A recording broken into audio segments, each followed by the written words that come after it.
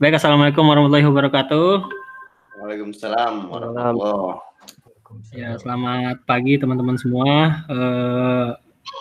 Ini salah satu bisa dibilang culture lah dari Netmong, terutama di tim devnya. Biasanya kita sharing-sharing 1 bulan sekali terkait update teknologi seperti itu. Nah, sesi kali ini kita kedatangan tamu istimewa nih. Bapak Farudin Wijaya dari Ruang Guru, sekarang sudah menjadi senior back end bro ya? Iya, alhamdulillah senior. Alhamdulillah. Nah, Mas Farudin juga salah satu jebolan program digital Amuba di Telkom, dan dia saat ini berkontribusi salah satu startup di Indonesia, Ruang Guru. Nah, mungkin kita bisa dapat inilah sedikit sharing ilmu dari Mas Farudin. Apa sih tren-tren teknologi, mungkin saya juga belum tahu nih nanti materi yang mau di-share Mas Farudin apa. Ya, tapi mudah-mudahan bisa bermanfaat bagi kita semua. Amin. Amin. Monggo Mas Farudin, waktu dan tempat dipersilakan untuk share screen. Silakan. Oke. Ya. Oke, thank you Gani. Pak bos saya dulu waktu di Amuba. Saya mohon izin ya Pak Gani, ini mau ya sharing beberapa lah yang saya dapatkan atau yang saya pelajari di ini ya, di Ruang Guru. Sebenarnya materinya dari Gani ini. Materinya dari Gani, dia minta katanya gimana sih produk development cycle di Ruang Guru gitu kan. Siap, mantap. Ya aku ambil aja itu gitu. Mantap. Nah, kira-kira kayak gitu nanti. Nah, oke, langsung mulai aja kayaknya. Sebelumnya izin lagi ya Mas Jani Arwani. Ini mau sharing. Oke, saya Farudin, senior backend engineer di Ruang Guru. Seperti tadi yang dibilang Mas Gani, itu sebelumnya saya juga pernah di Telkom gitu. Berapa ya, kurang lebih 4 atau 5 tahun gitu. Pernah juga di timnya Gani gitu, ngedevelop sebuah aplikasi email dan ya macam-macam lah, dan bareng Mas Orang juga dulu gitu. Nah, lulus dari situ kebetulan keterima di Ruang Guru, kemudian ya lanjutin karirnya di Ruang Guru. Udah tahun ketiga sih, menginjak tahun ketiga, dan sebagai senior di sana. Oke, sebenarnya di Ruang Guru itu kan banyak kan produknya, terus fiturnya juga makin banyak terus gitu. Nah, yang kelihatan di masyarakat itu kebanyakan adalah ruang belajar yang gencar banget, di iklan di TV sampai blocking TV segala macam.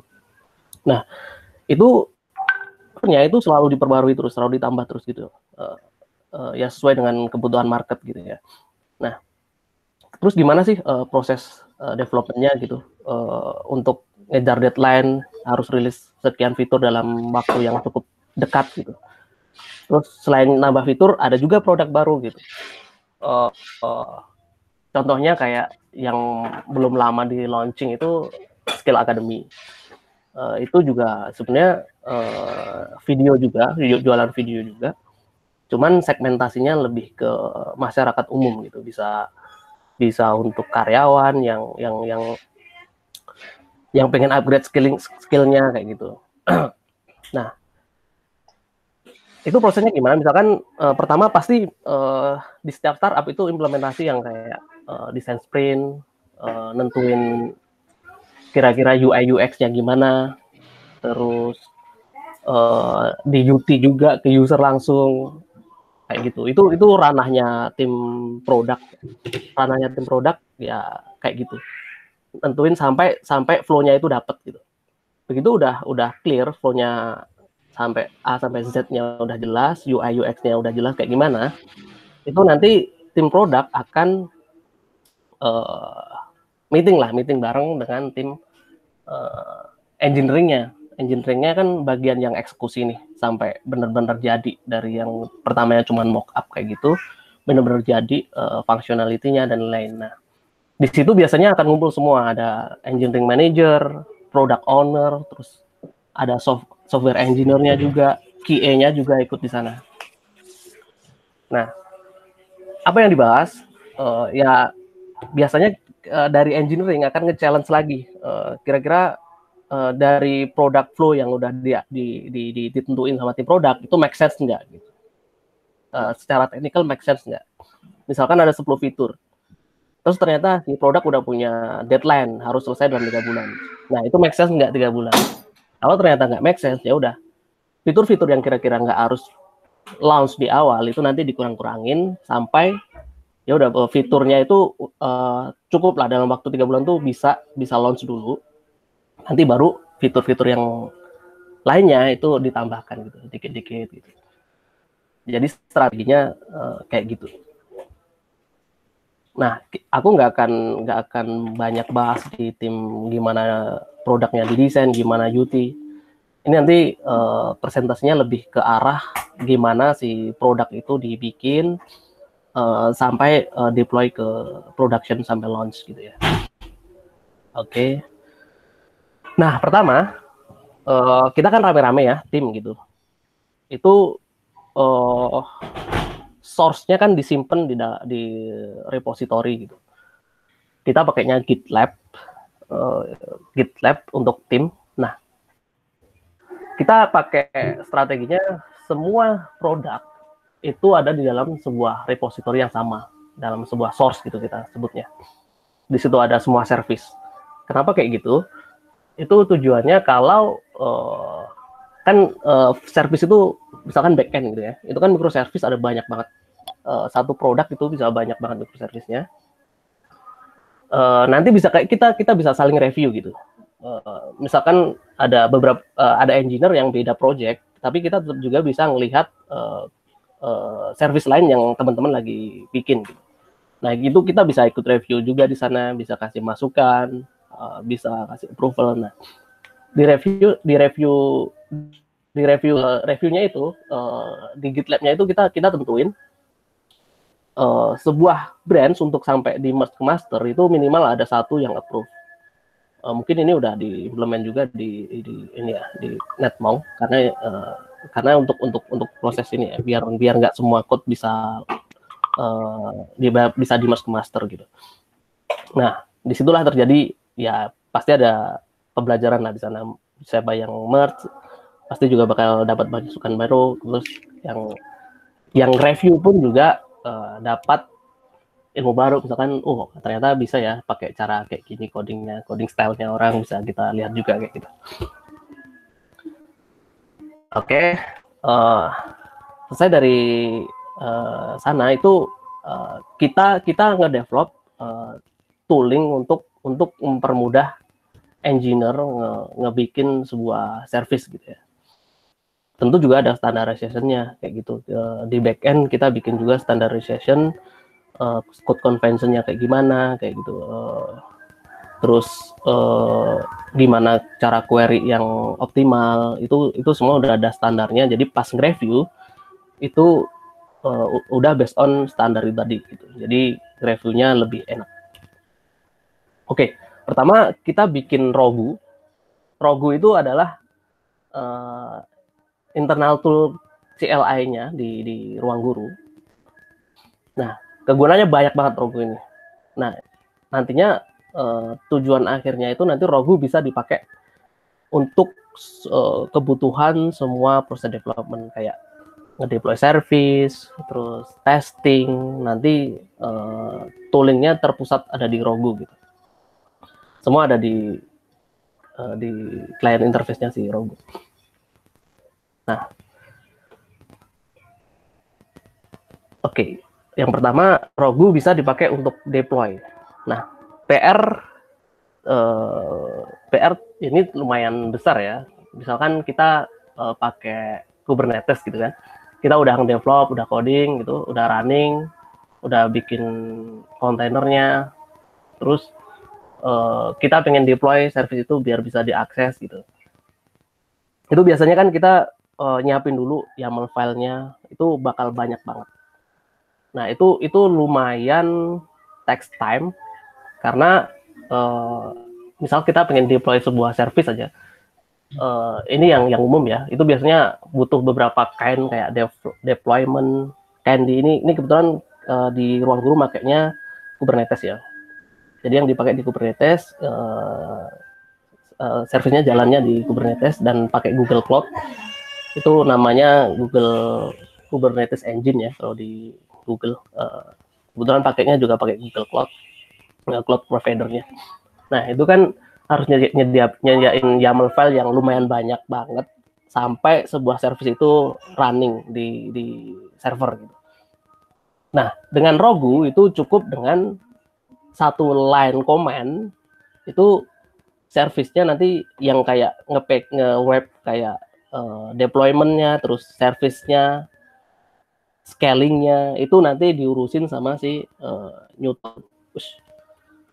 Si Newton ini yang pusing nanti si Newton nih, biar dia yang ngurusin kayak yang tekniknya tadi, yang perintilannya itu nanti yang ngurusin Newton sampai dia bisa di-develop ke DKE gitu. Oke. Ntar ini pointerku kelihatan nggak sih? Ntar ya, aku coba. Kelihatan. Oh, kelihatan ya.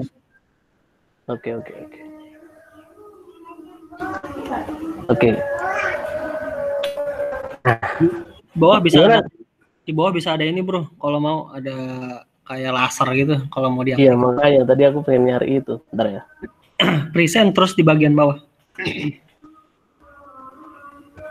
Present nanti di bagian sebelah kiri bawah tuh ada laser tuh.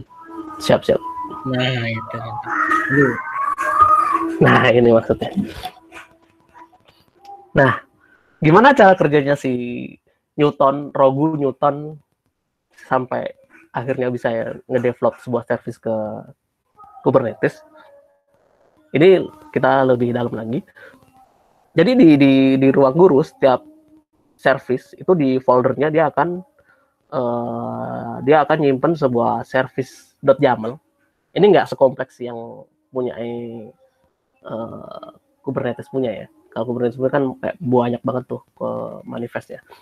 Ini cuman ngedefine service name-nya apa, terus dia pakai bahasa apa, Go misalnya atau Node.js kayak gitu-gitu.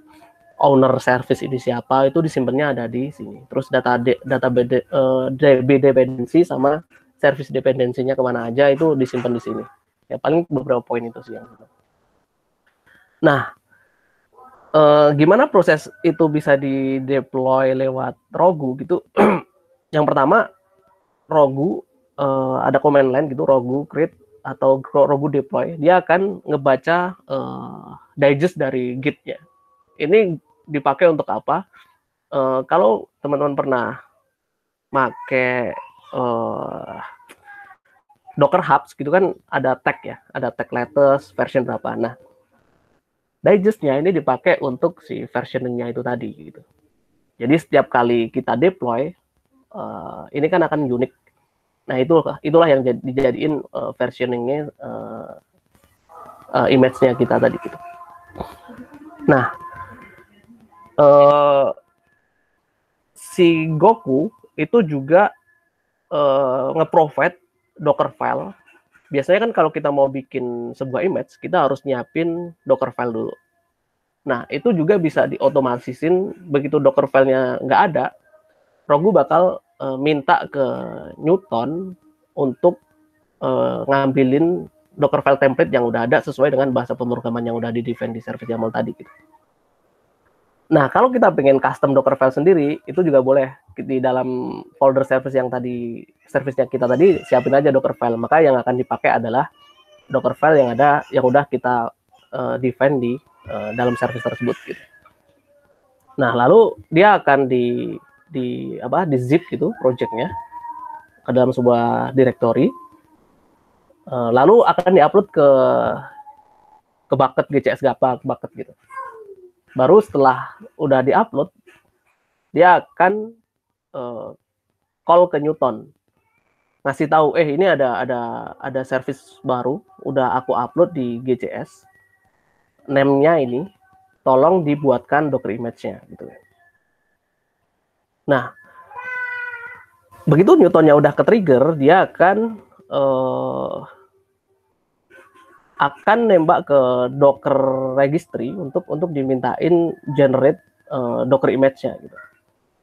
Docker image-nya di build-nya ada di server side. Jadi bukan bukan di build di local PC-nya masing-masing engineer gitu. Udah di build di cloud. Lalu kalau image-nya udah jadi, dia akan image-nya langsung biasanya kan kita naruh di Docker Hub gitu ya, di push ke sana gitu kan. Nah, ini otomatis sudah disimpan di Google Cloud Registry-nya Ruangguru gitu. Begitu image-nya udah jadi, baru nanti si Newton akan call ke Kubernetes Engine dengan SDK yang udah disiapin. Jadi si Kubernetes itu punya SDK gitu. Kita bisa deploy dari SDK yang udah mereka bikin gitu. Ya itu sebenarnya mirip dengan YAML filenya mereka, cuman itu dalam bentuk code gitu ya. Dan SDK-nya juga Golang juga, sehingga ya udah nyambung lah dengan servisnya kita gitu. Dan lebih cepat untuk implementasinya karena udah emang kebetulan yang dipakai itu Go ya kalau di Ruangguru backend-nya. Nah, itu dia akan call ke Google Kubernetes Engine. Ini ada image dengan name-nya ini, tag-nya ABCDE. Tolong di-deploy ke Kubernetes gitu. Oke, deploy. Spek-nya juga udah ditentuin dari si Newton. Mau di scale-nya ada berapa, minimal replikanya berapa, maksimal replikanya berapa, itu semua ditentuin di Newton. Terus HPA-nya berapa gitu kan, auto scale-nya berapa gitu. Itu semua ditentuin Newton, udah langsung ke deploy di sini. Udah selesai, proses deployment selesai. Hanya dengan satu command line. Yang sebelumnya harus banyak banget YAML file, itu cukup dengan satu command line. Service udah running di Kubernetes Engine dan udah bisa dites. Maksudnya di sini buat engineer itu sangat membantu karena engineer udah nggak perlu mikirin lagi yang namanya gimana ini service dideploy ke dalam server gitu. Itu sangat motong waktu banget gitu, sangat menghemat waktu. Jadi engineer lebih fokus ke logiknya aja, ya udah bener-bener ngedevelop service-nya tuh kayak gimana, nggak usah mikirin gimana nanti proses deployment kayak gimana dan lain-lain. Itu biar si Newton yang pusing. Nah, ini Rogu. Sebenarnya Rogu tuh capability-nya banyak banget. Tapi yang di highlight nanti kemudian cuman ada, ya nanti bisa dilihat ini banyak banget macam-macam. Ada tes, ada deploy, ada create version dan lain-lain.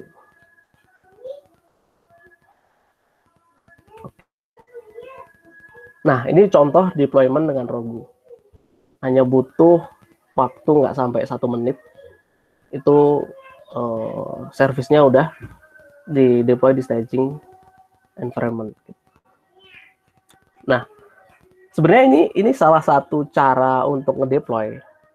Kita juga deploy juga yang versi automatically-nya. Jadi ketika engineer nge-push fitur atau endpoint ke branch di GitLab gitu kan. Nah, ketika udah di-approve, lalu di-merge ke master, itu si Jenkins udah otomatis juga ngedeploy. Tentunya pakai Rogu juga sih. Sebenarnya Jenkinsnya akan nge-call Rogu CLI tadi untuk dideploy ke environment staging gitu. Jadi ini salah satu ya, kalau ini yang harus manual dilakuin engineer, yang cara automation-nya udah dijalanin juga CI/CD-nya. Begitu udah di-merge ke master, itu langsung dideploy ke staging. Nah, kalau deployment-nya sukses, artinya fitur yang tadi baru ditambahkan itu udah bisa langsung dites gitu.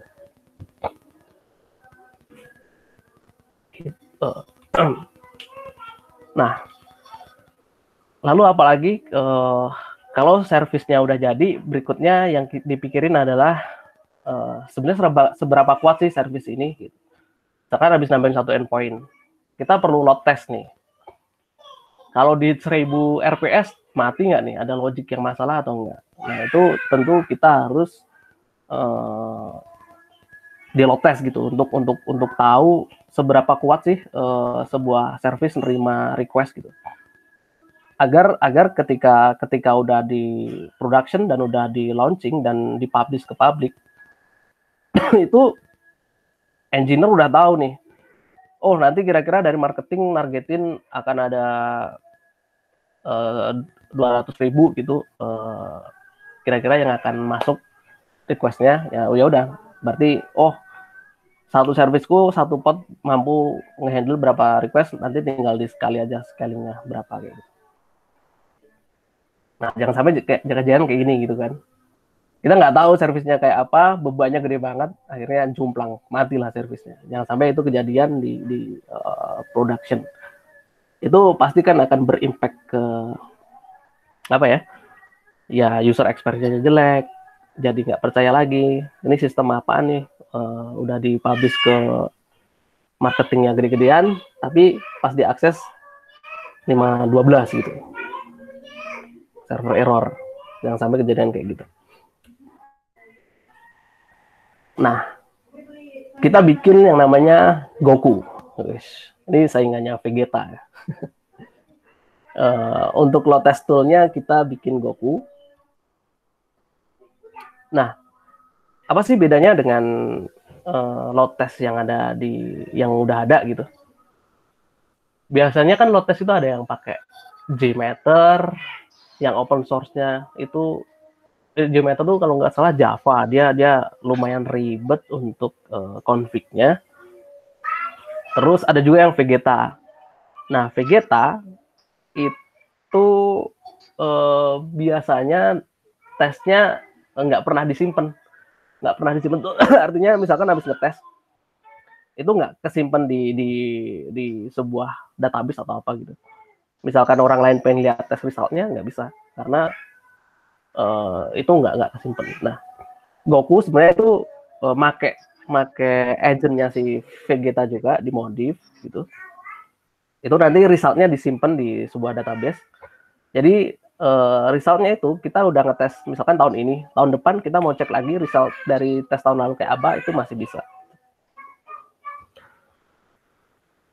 Ya highlightnya gini, tes resultnya langsung keluar hanya dalam beberapa detik gitu kan.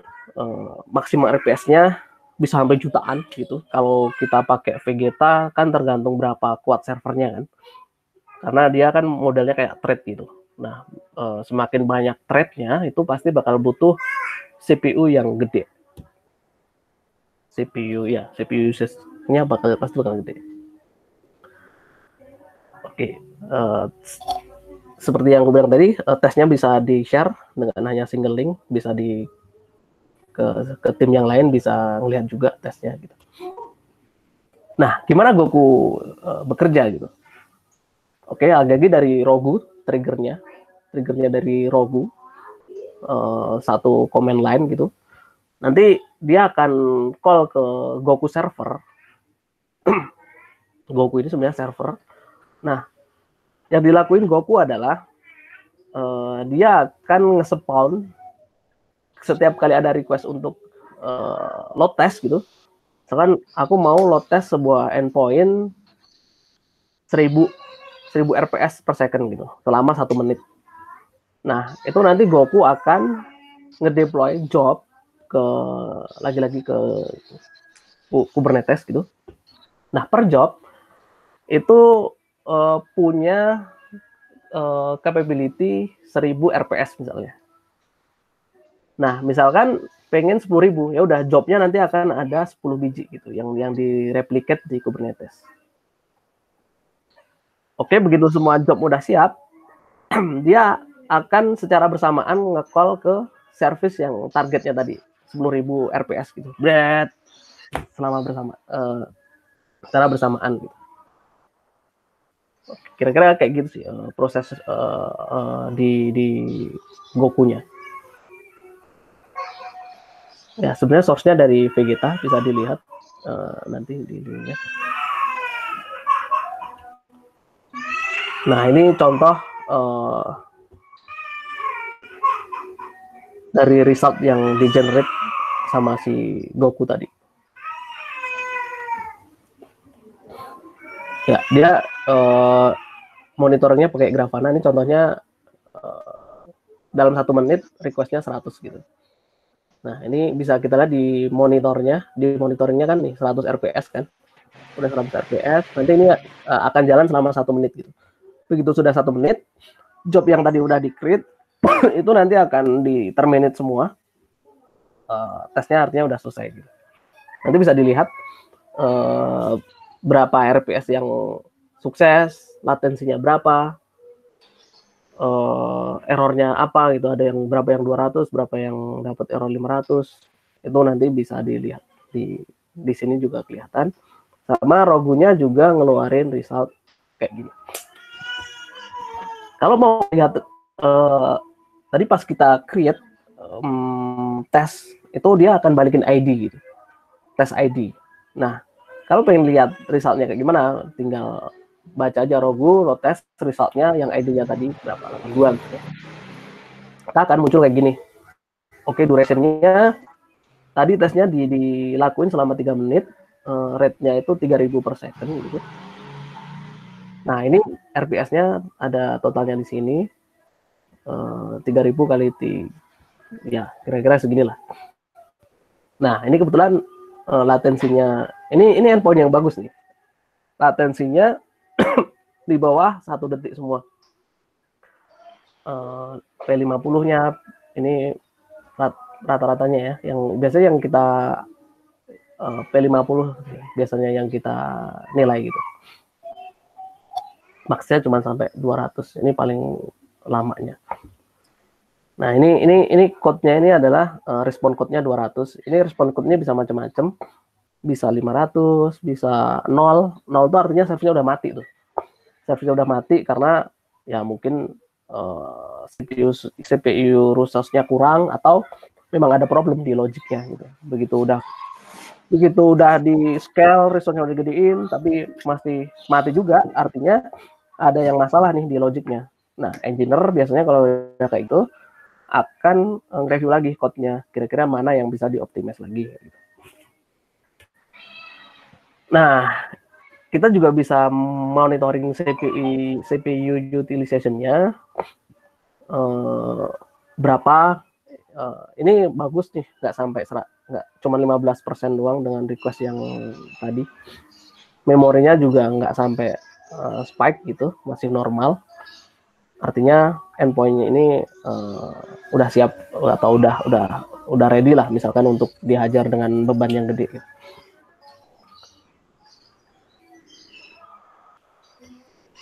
Oke, berikutnya apa? Kalau udah di load test, agar kita kan harus maintain ya service-nya itu mati atau enggak gitu. Nah, kita sediaan juga monitoring agar kalau service-nya mati, engineer-nya udah aware gitu. Kira-kira ada apa biar lebih cepat recovery-nya. Tadi kan di service YAML yang di depan itu udah di assign ya. Ini service ini ownernya siapa. Nah, di monitoring nanti begitu ada sebuah service yang problem, itu nanti dia akan notify ke Slack channel dan dimention ke orangnya langsung. Karena tadi karena kita udah define di service.yaml tuh, service-nya ini punya siapa, jadi agak lebih smart dikit lah si notifiernya. Jadi udah tahu siapa yang mesti bertanggung jawab terhadap sebuah service yang mati tadi. Ini monitoringnya pakainya ini ada dari Kubernetes sama ada Istio, kemudian ada loggingnya, Grafana untuk monitoringnya. Ini untuk matriksnya ada di Prometheus. Error rate-nya misalkan 500-nya udah ditentuin nih, kalau udah mencapai di atas 50%, nanti dia akan notify ke Slack. Ini ada anomali nih di service-nya, ada banyak error 500, udah di atas 50%. Ayo, tolong dicek gitu. Ada juga yang sampai mati juga di notif juga. Itu malah lebih urgent lagi sih kalau sampai mati itu. Biasanya sih baru 500-nya udah mulai naik itu langsung di notif ke user ke engineer-nya langsung biar langsung dicek ada problem apa di service-nya. Itu oke. Itu sih kira-kira apa lagi ya? Tadi kan udah monitoring udah. Terus deployment udah. Load test udah. Ada yang kurang ya? Oke. Apa lagi nih? Kayaknya masih satu lagi deh. Apa nih? Ternyata QA-nya kelewatan. Mantap, jokes. Belum di QA, masa mau tes di production ya kan? Kita juga bikin tool untuk QA gitu kan. Service yang baik itu harusnya service yang udah dites gitu kan. Masa yang ngetes usernya langsung, itu pasti bakal jelek di UX-nya kan. Experience usernya bakal jelek. Itu rentan usernya nanti bouncing. Nyoba sekali uninstall aplikasinya karena dapat experience jelek di sana. Banyak yang error, toolsnya gitu, aplikasinya. Akhirnya kita bikinlah QA tool gitu. QA tool apa aja fiturnya? Ya, fiturnya dia bisa automatein setiap service. Service itu kan ada banyak ya. Ada service backend, ada web, sama mobile apps. Nah, itu dibikin automationnya. Tentunya ada timnya ya yang bikin script untuk automationnya itu kita di ruang guru namanya software engineering in test site gitu automation ya dia bikin automation testnya automation scriptnya lalu toolsnya kita kasih namanya Gris. Tadi kalau lo tes namanya Goku, yang bagian deploy namanya Newton, yang bagian nyari bug gitu Gris. Gris ini sebenarnya ada nama panjangnya Gris Hopper gitu. Dia katanya sih penemu bug pertama gitu. Nah, harapannya dengan QA ini semua bug-bug yang ada di service itu udah ketangkep duluan lah sebelum di launch ke user gitu. Oke, gimana Grace bekerja? Mirip-mirip dengan ini, dengan si Newton atau Goku tadi ya Newton. Sebenarnya mereka mirip-mirip. Karena ide-ide besarnya dari sana, flow-nya mirip. Ada dari Rogu, triggernya bisa dari Rogu, bisa juga dari Jenkins. Nah, kalau dari Rogu itu sama kayak tadi, lewat command line, engineer yang lakuin, tolong service user itu dites API-nya. Ini untuk backend misalnya, untuk backend. Tolong dites API-nya ada yang error nggak gitu. Nah, misalkan si tim CIT-nya udah bikin 100 test case, itu nanti test case-nya akan dieksekusi. Nah, apa yang dilakukan Grace? Di dalam Grace ini nanti dia akan pertama ngambil dulu data test script-nya dari repository gitu, Hopper namanya. Nah, nanti dia akan diambil script-nya itu dari sana. Lalu misalkan 100 gitu ya, terus diparalelin 10 gitu. Artinya 100 test case dibagi 10 untuk 10 job yang running gitu. Karena tadi paralelnya 10 ya. Maka si Grace akan ngedeploy job ke GKE lagi, Kubernetes lagi-lagi. Jobnya, nah per job itu akan mengeksekusi 10 test case gitu. Oke, 10 test case dieksekusi per job, tembak ke service-nya, kira-kira ada endpoint yang error nggak? Kalau nggak ada yang error, maka tesnya nanti akan pas semua ya. Kalau ada yang fail, artinya misalkan ada dari 100, ada 2 yang error, dan sisanya sukses, itu nanti juga akan di-record di Grace ini. Nah, apa aja yang di-deploy, yang bisa dites, itu yang bisa dites pertama mobile apps, terus ini pakai Appium juga sebenarnya runnernya. Nah, tadi kalau sempat di-mention Selenium, di di Grace ini juga punya capability untuk ngedeploy job dengan Selenium di dalam image-nya itu. Gitu. Nah, kalau dia runningnya untuk tes web misalnya, ya udah dia akan ngejalanin Selenium Hub, terus test script-nya itu nanti akan nge-call ke Selenium Hub itu untuk ngejalanin test case-nya masing-masing. Misalkan mau pakai browser apa, Chrome atau Firefox atau Opera gitu, nanti dia akan dijalanin di sana di jobnya ini tadi. Nah, semua test case itu dijalannya di Kubernetes. Dan yang terakhir ada juga untuk ngetes untuk API service. Jadi misalkan ada sebuah service ada 100 endpoint, itu tesnya yang biasanya kan kalau engineer kan males tuh ngetes lagi semua dari awal. Karena ini udah ada automation ya, engineer juga bisa ngelakuin sendiri. Wah, aku pengen ngetes dari 100 endpoint yang dibikin, terus ternyata nambah 2 endpoint, itu kesenggol nggak gitu? Ada error nggak dari changes yang terakhir gitu? Nah, itu tinggal running aja automation testnya dari si Rogu tadi. Nah, begitu udah selesai, misalkan ternyata udah pas semua, nanti kaitannya apa? Ketika Mas mau deploy, nanti engineer bakal dikasih tahu, servicemu ini tadi pas di running, service dengan tag ABCD, version ABCD, tadi pas di eksekusi tesnya itu ada yang error loh, ini mau tetap deploy atau enggak, atau mau dicek dulu errornya. Nah, itu dikasih warning gitu ke engineer-nya, jadi biar lebih aware kalau ternyata changes-nya itu bikin ada beberapa endpoint yang jadi error gitu. Nah, proses deployment dari production dari staging ke production itu kayak gimana? Tadi kan kalau yang staging itu automatically di deploy bisa automatically dari Jenkins atau dari command line gitu ya.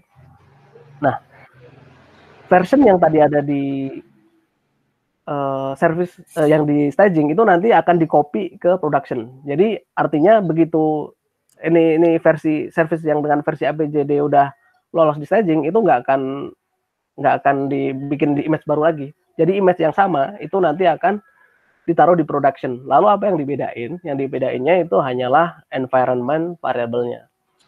Artinya misalkan kalau di staging nembak ke database-nya staging, ya semua ke environment staging, nanti environment variable-nya di production akan diarahkan ke environment production juga. Artinya nggak akan ada perubahan apapun, service yang ada di production sama staging itu kan sama persis, hanya dibedakan di environment variable-nya. Gitu. Kayaknya udah cukup. BTW kalau mau ada yang nanya, langsung aja kita kayak discussion aja. Mantap, jelas. Oh, ini belum nih? Oh, udah. Ini resultnya aja. Misalkan tadi habis tes gitu kan, itu otomatis dia akan nge-notify ke Slack channel yang barusan di running itu, misalkan ini tes untuk web ya, version digest-nya ini itu tesnya pasnya segini, yang fail segini, itu ini nama service-nya, ada MIUI, terus itu di running di browser apa, itu juga di record. Kalau ini contoh untuk reporting yang apps. Nah, ini tesnya dijalanin di emulator. Ini dites di device-nya ini pakai Nexus, terus Android OS-nya 8 gitu kan. Nah, ini yang baru dites tuh ini file APK-nya, terus ini di boot version yang keberapa, itu di record semua. Nah, ini contoh yang untuk API. Platformnya API, terus versi sekian, kebetulan ini semua tesnya pas gitu kan. Artinya changes yang barusan dibikin itu nggak ada yang nyenggol ke endpoint existing gitu. Selesai. Conclusion. Artinya effective tool itu krusial untuk productivity dari engineer ya. Karena yang tadi kayak misalkan mau deploy itu cepat gitu, artinya engineer juga cukup fokus di application level logic gitu kan, daripada harus mikirin infrastruktur, terus mikirin, waduh ini tadi endpoint yang aku nambahin fitur tadi nyenggol endpoint yang lama nggak ya, itu terus harus ngetes satu-satu, itu kan cukup takes time juga. Makanya dengan QA yang tadi automationnya, engineer akan lebih pede gitu. Oke, ini udah pas semua, artinya changes yang aku bikin itu aman gitu. Nah, ambil keuntungan dari cloud provider. Kebetulan kalau di ruang guru pakai GKE, Google Kubernetes Engines, itu ada fitur-fitur yang kayak gini. Ada auto scaling HPE-nya gitu, horizontal. Artinya ini scalingnya bukan yang vertikal ya. Kalau vertikal itu kan nambah resource. Kalau ini service-nya di copy. Misalkan ternyata untuk handle 1000 request butuh 2 replika gitu kan. Ternyata tiba-tiba naik requestnya naik jadi 100.000. Ya udah tinggal di copy aja tadi dari yang 2 replika, di replikanya jadi lebih banyak ke kanan gitu, horizontal. Cluster auto scaling, terus ya ini fiturnya si Google ya, preemptible nodes ini lebih ke untuk hemat cost. Jadi artinya preemptible tuh servernya bisa mati kapan aja dan dipindah-pindah gitu. Tapi ini ruang guru kebetulan pakai yang ini, jadi untuk hemat scaling juga, hemat cost infranya juga. Oke, terima kasih. Kira-kira gitu sih, teman-teman. Silakan. Silakan. Ayo, teman-teman. Berapa menit ya? Waduh, lama juga ya. Wah, ini Warudin kasihkan sharing nih. Ilmunya nggak berasa. Banyak yang Oke. 10 menit lagi ya. Wah, thank you Mas Bro. Jos banget nih materinya nih. Mantap. Kira-kira gitulah, mudah-mudahan bermanfaat ya. Inspirasi lah minimal. Mantap. Ayo monggo teman-teman. Mungkin tadi kan seru tuh ya, ada banyak macam superhero tuh, ada Goku, ada Vegeta, ada Hooper. Oh, ada yang mau nanya-nanya nih apa ini gini. Ya sebenarnya kita naming tooling service-nya tuh pakai scientist, tapi nggak tahu kenapa itu ada Goku di sana gara-gara inspirasinya dari Vegeta ya. Kan Goku tuh sukanya nyerang gitu. Gitu. Tembakannya banyak kan. Goku attack. Gue kira Frieza. Ayo monggo. Pertanyaan yuk. Kali aja ada yang. Halo Mas Gani, boleh nggak Mas Gani? Wah, nggak boleh lagi. Boleh banget. Gue tadi mohon maaf nih, joinnya di tengah-tengah ya. Salam kenal Mas Fahrudin. Tadi duluan ya. Oke nih, kan tadi berarti yang di-share itu tools-tools internal di ruang guru untuk mendukung produktivitas kawan-kawan software developer yang emang fokusnya nge-develop produknya gitu ya Mas Fahrudin ya? Halo? Iya, benar Pak. Nah, boleh tahu nggak kalau di kawan-kawan di ruang guru gitu, gue nggak tanya angka precisely-nya sih, tapi mungkin rasionya aja. Berapa banyak sih software engineer yang memang difokuskan untuk mensupport tadi tools-tools internal untuk membantu developernya, sama software engineer yang memang fokus ke develop produknya, Mas Fahrudin? Oke. Atau sebenarnya itu cross saja, atau itu dua yang berbeda gitu? Iya. Di ruang guru awalnya semua jadi satu gitu kan. Dan nggak jelas rule-nya apa gitu. Karena terdesak sama manpower tadi kalau awal-awal ya. Karena sekarang udah lumayan banyak lah engineer-nya. Kalau dulu bener cross gitu. Kira-kira ada engineer yang agak slow nggak? Diambil aja. Ini tolong dong bikin tools ini gitu. Nah, kalau sekarang itu udah diplotin. Ada yang namanya kebetulan aku dulu aku di produk gitu. Yang ngedevelop produk dan lain-lain. Nah, beberapa bulan terakhir itu udah difokusin ke ada yang namanya tim platform sama tim produk. Nah, sama core gitu. Nah, si platform itu tugasnya yang ngebikin yang tools-toolsnya ini tadi gitu. Ada beberapa engineer di sana di platform. Nah, kebetulan aku sendiri di-assign di tim platform dan bikin salah satu toolsnya ini tadi gitu. Nah, sebenarnya masih banyak lagi tools yang ada di ruang guru.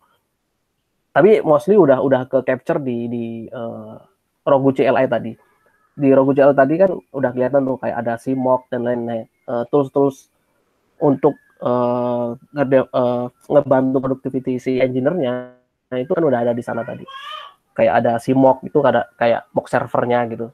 Kadang-kadang kan teman-teman QA sama teman-teman UI sama backend itu kan pertama udah duduk bareng nih nentuin kontraknya, endpoint A responnya BCDE gitu. Nah, tapi teman-teman UI itu butuh kayak nge-call beneran gitu sampai dapat service sampai dapat respon gitu. Nah, kita bikinlah namanya yang CMOC gitu, server mocking gitu. Tadi pakai Rogu juga, tinggal Rogu CMOC run gitu, nanti akan otomatis running dan responnya itu udah ngambil dari kontrak yang udah di defend bareng-bareng tadi gitu. Kita kebetulan pakai Proto ya itunya untuk pakai Proto Buff. Itu kita awal-awal ngumpul itu kita ngedefine dulu Proto Buff-nya kayak apa, request-nya gimana, endpoint-nya apa, responnya kayak gimana.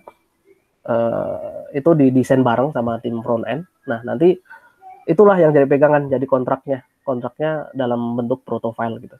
Dan itu ditaruh di repository terpisah.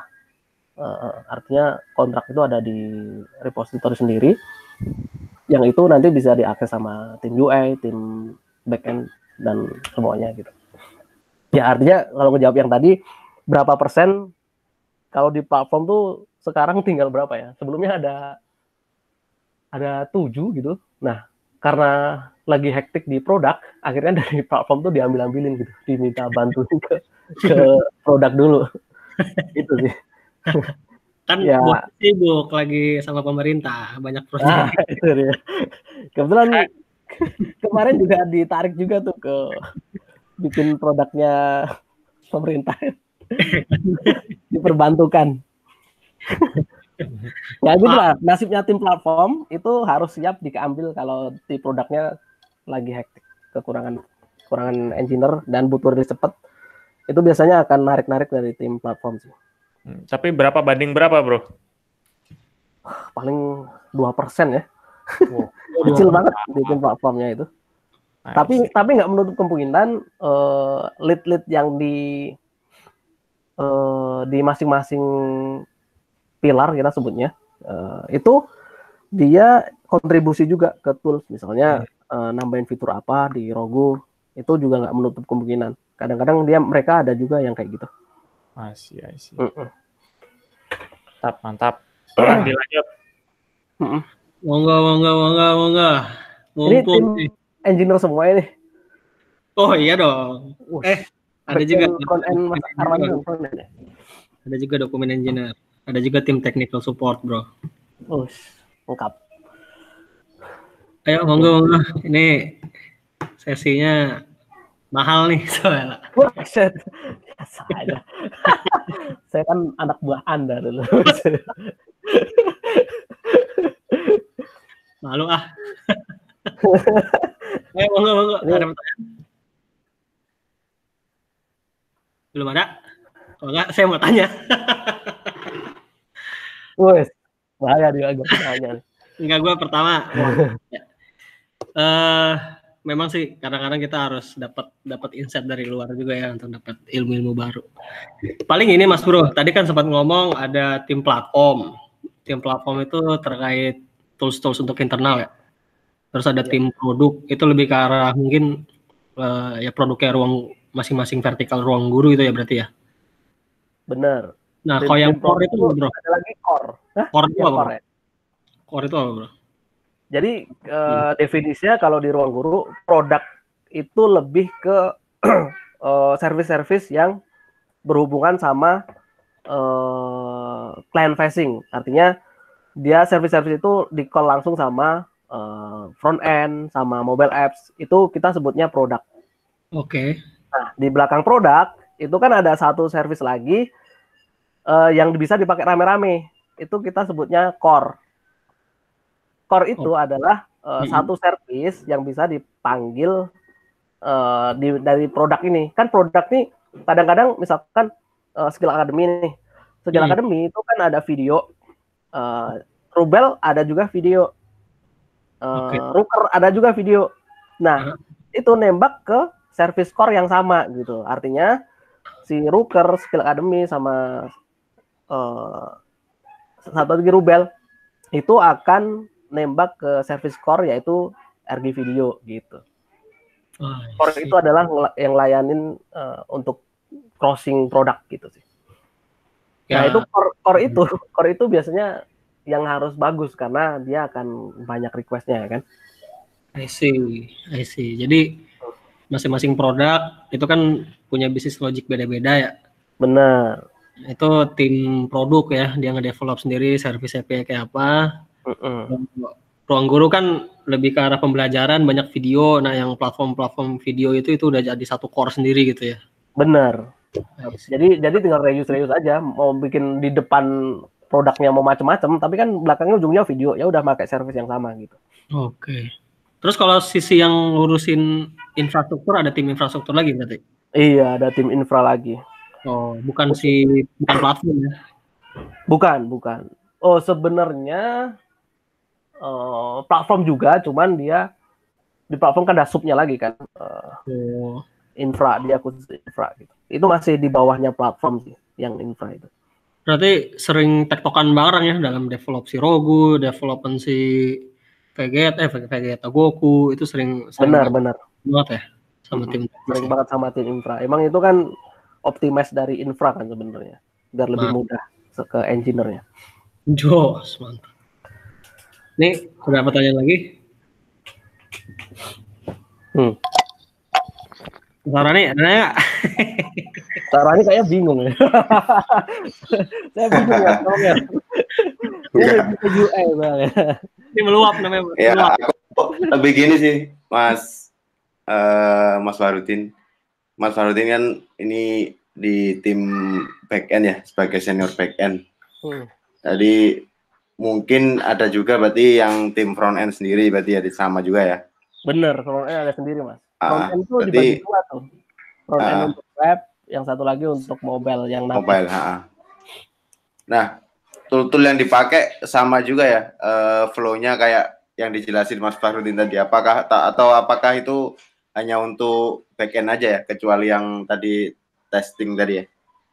Kayak Rogu gitu, berarti apakah di front end juga memakai tool yang sama bawaannya Ruang Guru itu? Ya,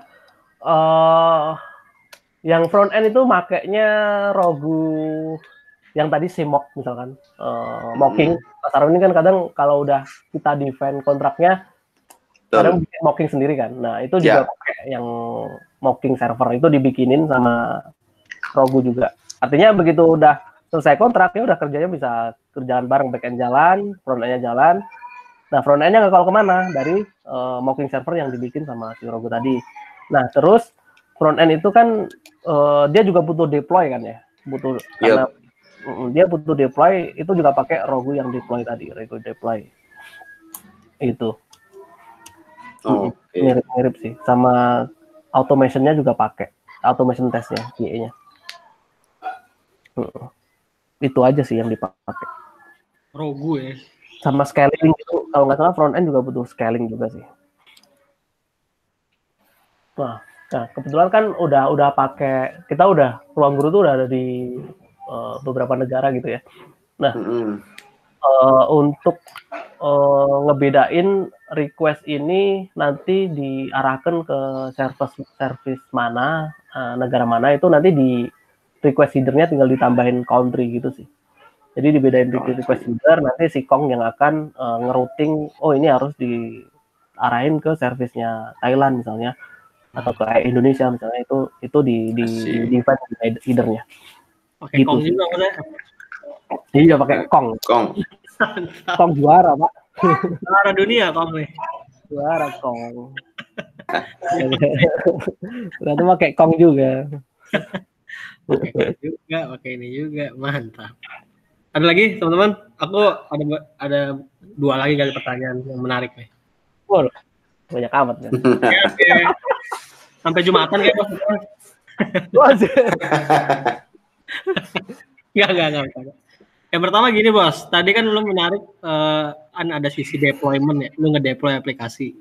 Terus juga sesama developer tuh minimal ada satu yang approve, itu untuk saling code checking gitu ya, code review gitu. Nah berarti yang menjalanin si Rogu deploy itu cuman si senior engineer-nya dong, bisa dibilang, yang udah ngecek segala macem, dia nge-proof di apa namanya di misalnya di lab-nya. Nah berarti tetap si senior engineer yang melakukan itu atau gimana sih? Hak-haknya ada privilege-nya nggak sih? Misalnya sampean kan udah senior tuh, haknya apa sih dibandingkan dengan junior tuh? Boleh tahu nggak bedanya apa? Di ruang guru itu semua sama sih bro. Di engineer dia mempunyai privilege yang sama. Oke. Junior juga bisa nge-review codingnya seniornya, senior juga. Kadang-kadang junior lebih jago untuk lebih teliti ya. Senior kebanyakan yang dipikirin, codingnya ngasal. Kayak gitu. Terus sebenarnya begitu udah di-merge ke master itu kan udah otomatis deploy ke staging tuh. Betul. Rogu deploy itu cuman dipakai kalau accidental doang. Misalkan ternyata pas automation deploy-nya gagal pas di Jenkins. Nah, itu baru pakai Rogu deploy gitu. Nah, sebenarnya udah otomatisnya udah jalan kan CI/CD-nya. Itu begitu udah di deploy di staging ya udah semua udah bisa ngetes kan. Nah, ke production-nya ini baru yang manual gitu. Rogu deploy version namanya. Kalau tadi kan Rogu deploy langsung kan. Kalau deploy version itu kayak nggak perlu ngebikin image baru. Ya, artinya image yang ada di staging itu diimplement di environment production gitu doang. Oke. Jadi merge master itu bukan langsung ke production ruang guru ya? Iya, staging, environment staging dulu. Mungkin masih staging development juga itu ya master? Iya. Yang ke production tuh baru manual pakai Rogu deploy version gitu. Itu baru benar-benar dilakuin manual karena kan harus hati-hati kan, perlu ada checking dan lain-lain gitu. Begitu udah approve baru dia di deploy ke production. Nah, ini muncul pertanyaan lagi Bos. Berarti kalau udah lolos si Goku, udah lolos si tadi kan Goku lo testing, terus udah si Hooper udah lolos, itu baru boleh prosedurnya gitu bro, baru boleh upload. Iya, prosedurnya gitu, prosedur yang benar gitu. Nanti yang menjalankan upload version ke production sih, ya apa bro? Siapapun boleh. Siapapun boleh. Siapapun boleh. Nah, intinya mah kan tadi udah checklistnya udah dapat semua kan. Artinya semua boleh deploy. Apa ada logik lagi kalau misalnya masih error nggak boleh tuh Goku deploy? Iya, ada pengecekan, cuman di warning doang. Ini ada error, lu tetap lanjut nggak gitu. I see. Tadi kayak tadi. Kalau lanjut, artinya itu tanggung jawab engineer-nya. Udah dikasih tahu error, tapi tetap deploy gitu kan. Ya, siap. Mantap, Jos. Gitu, Pak. Keren. Nah, satu lagi nih Bos, terakhir mungkin. Kalau lu pernah ngalamin error, terus lu harus ngapain Bos kalau error di ruang guru? Biasanya kalau ada error itu langsung kita raise sih. Itu tentu ada kayak kita ada channel gitu untuk nentuin priority-nya itu P0 atau P berapa. Kalau P0 itu artinya harus segera di solving gitu. Nah, yang pertama dicek pasti log gitu ya. Loggingnya ada errornya apa gitu, terus monitoringnya juga apa ada CPU leak atau apa atau kurang scalingnya gitu. Bisa jadi kan scalingnya kurang. Nah, pertama yang paling gampang coba dulu naik. Kalau ternyata CPU-nya naik semua, pertama gedein dulu aja replikanya.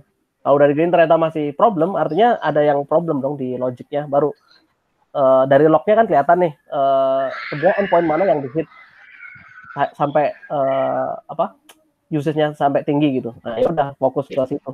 Endpoint mana yang perlu di-optimize. Mantap. Kayak gitu Itu sih. berarti udah centralized logging, bos ya? Centralized logging. Itu di GCP-nya? Loggingnya tadi pakai Grafana tadi? Grafana tadi ya. Di Loki berarti ya? Loki. Sebenarnya pernah pakai paper trail yang berbayar, itu ternyata mahal banget dan lognya itu cepet banget penuh gitu kan. Giga. Akhirnya pakai gratis Loki. Oke, mantap Jo. Itu yang setup orang infra sih kalau yang kayak gitu. Oh, mantap. Wah, mantap banget nih sesi kali ini. Nih teman-teman pada terkesima atau gimana nih kepada diem semua? Nggak kebayang ya. Di mute semua itu, lupa kali. Terkesima. Mantap. Kalau udah Jumat biasanya gitu, bro.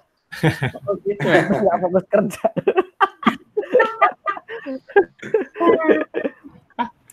Tinggal santai Jumat. Mantap, udah tinggal ngomongan. Gitu.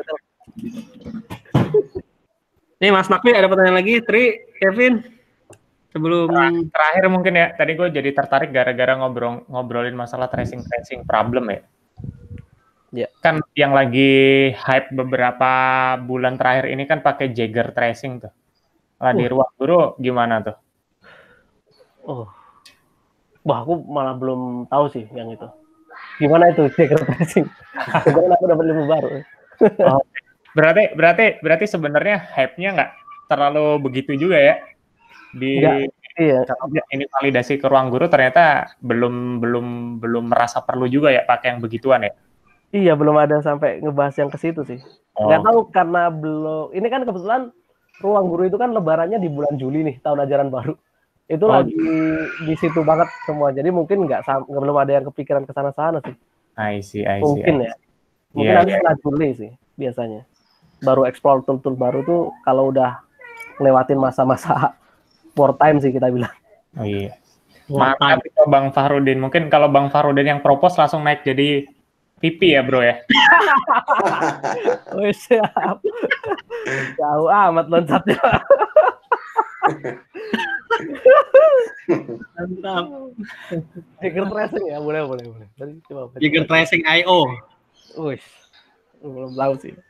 Itu gimana? Kayak bisa nge-trace error gitu dia? Trace microservice tau gue tuh. Jadi intinya kita nge-inject. Jadi kan biasanya kan kalau tadi kan di ruang guru berarti kan kita basisnya log gitu ya. Poinnya. Nah kalau ini sampai ngelihat sampai ke setiap functionnya bro. Ini manggil function apa aja, latency di setiap function berapa aja, CPU di setiap ini berapa sehingga ya mungkin langsung ketahuan ya. Ini bikin ini di function mana gitu. Tapi itu katanya masih juga sempat nyoba juga. Mantap. Nah, siapa tahu kan di sana udah pakai jadi bisa cerita gitu. Itu masih manual kita. Jadi pas love test itu kan si Golang ada pprof ya. Yes, benar. Masih pakai itu kita. Kalau ada problem pakai baru preprofnya dinyalain, baru kita analisa mana yang bikin ada metode yang bikin blocking nggak kayak gitu. Iya. Kayaknya mungkin gara-gara service-nya kebanyakan, refaktornya lumayan tuh Pak, hampir semua ya. Service-nya udah ratusan pusing ya. Itu harus find and replace Pak, caranya Pak. Kalau nggak RM bintang. RM. Oke teman-teman, ini udah 10:15 nih. Apakah ada pertanyaan lain? Mungkin juga Mas Fahrudin udah ada kesibukan lain kali. Iya, bisa 1 jam nih. 1 jam lebih. Oke, thank you banget nih udah dikasih kesempatan buat sharing di sini. Semoga bermanfaat ya. Ini gue minta izin dulu. Ini kan kita rekam Mas Bro. Tadi apakah ada data-data sensitif nggak? Misalnya tadi si Goku itu nggak boleh ditahu atau gimana sih? Oh nggak apa-apa. Ini sebenarnya slide ini udah pernah di-share sama Alvin sebenarnya. Sama Alvin di Google Cloud Summit. Beberapa cuman aku comot dari sana sih. Artinya ini harusnya udah publish sih. Nggak masalah. Oke, siap. Berarti izin ya buat Ya, teman-teman mobile lain bisa update juga nih. Ini keren banget sih nih. siap. Oke. Mungkin gitu ya Mas Farudin, makasih banyak waktunya udah dikasih ilmu. Ada yang lupa Mas, kita foto dulu Mas. Oh iya. Sorry. Ini mungkin ya biasa ya, kita evidence Bos namanya Bos. Waduh. Belum mandi. Jadi kita lihatin muka dulu dong teman-teman. Kita coba di screenshot dulu deh. Wah, gelap di tempat saya nih. Oh ya. Mas Farudin. Ini gimana nih? Boleh dibuka nggak videonya? Teman-teman buka dong. Kalau boleh. Masih keribu. Mantap. Itu kayaknya badan, Bos. Oh iya. Wah, maklum lah. Badannya nggak kelihatan. Gelap ya, lampunya di belakang itu. Nggak bisa. Tri sama Kevin buka dong biar enak nih tim. Mana HP-nya?